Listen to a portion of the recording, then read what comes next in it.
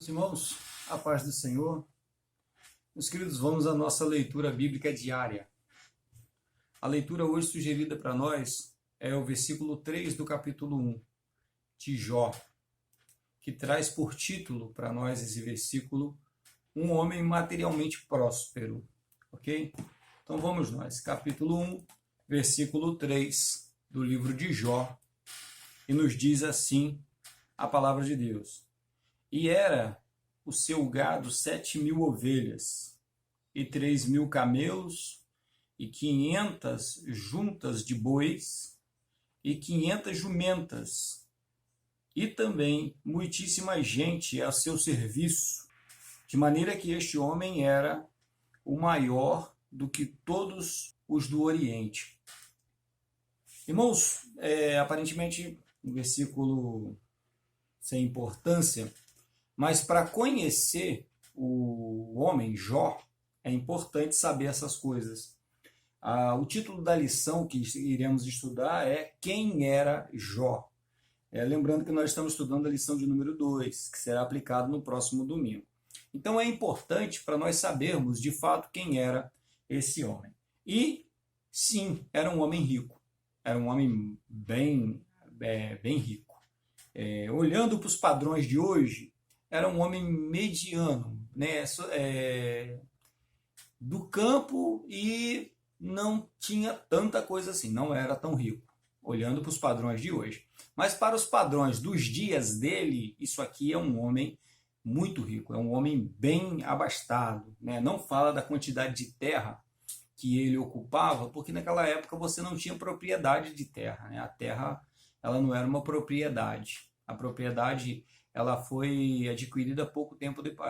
É mais recente isso, essa coisa de você ser dono de terra. Antigamente era uso, se eu não me engano, comutário, é uma coisa assim, não me falhou agora a palavra. Eu sei que era comum a terra para todo mundo, não tinha esse negócio de ser dono daquela terra. Você ocupava determinada terra, mas você podia usar a extensão de terra que você precisasse. Mas analisando aqui o versículo em si, sim, ele era um homem muito rico, porque nós vamos ver o seguinte,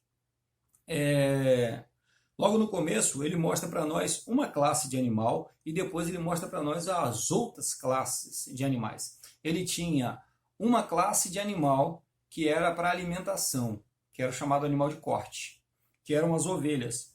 Ele tinha 7.000 ovelhas. Então isso aqui é animal de corte, é animal para alimentação, animal para mesa.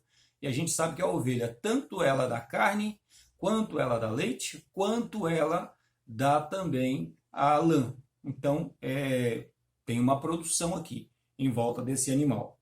Os demais animais que são citados, todos são animais de serviço. Vamos ver aqui, olha só. Ele fala de 3.000 camelos. Isso aqui é bastante animal.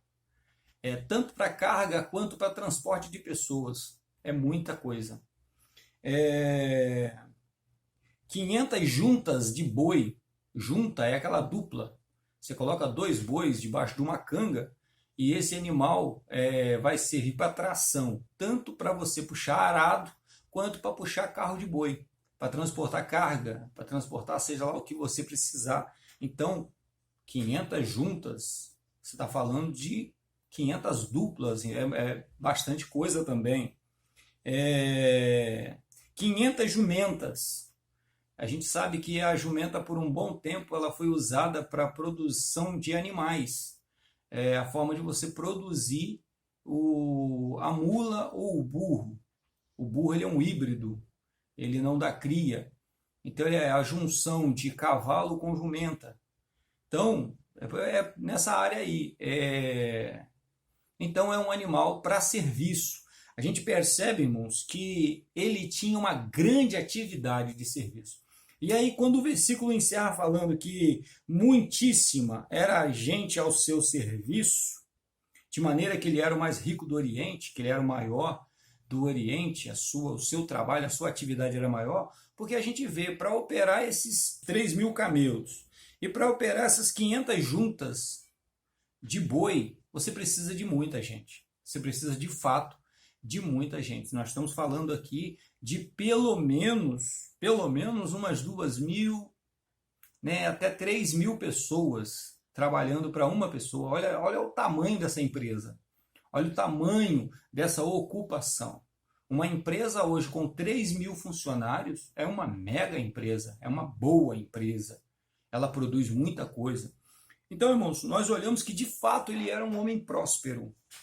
E a prosperidade dele vinha, e aí a gente não sabe o quanto ele herdou dos pais e tal, aquela coisa toda que a gente já sabe, porque ninguém produz riqueza sozinho, mas principalmente que essa riqueza toda, essas posses todas, esse comando todo que existia sobre o jugo dele, não alterou o seu caráter. O importante aqui é isso.